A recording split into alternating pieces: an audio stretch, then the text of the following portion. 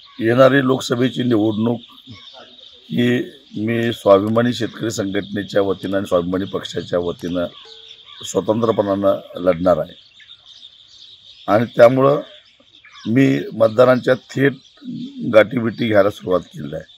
अर्थात आजच सुरू केलेला अशातला बातमी गेल्या 3 महिन्यापासून हा माझा संपर्क दौरा चालू आहे आणि जवळपास सगळा मतदारसंघ माझा आता संपत आलेला आहे।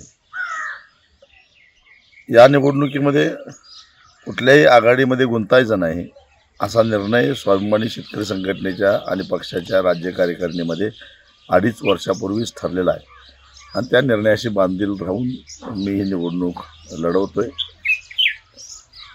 तसं बघायला गेलं तर दोन्ही आघाडीकडून उमेदवारी घेण्यासंदर्भामध्ये किंवा आघाडीत येण्यासंदर्भामध्ये विचारणा झाली, परंतु त्याच्यामध्ये आम्हाला रस नाही।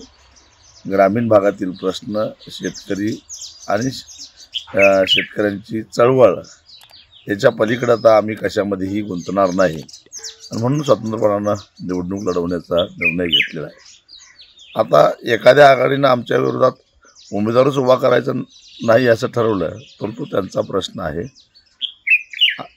उलट दोन्ही आघाडींनी तसा निर्णय घेतला तरी आम्ही त्याचं स्वागतच करू, परंतु आता शेतकरी चळवळीच्या पलीकडं कुणीकडे जायचं नाही असा आमचा निर्णय झालेला आहे।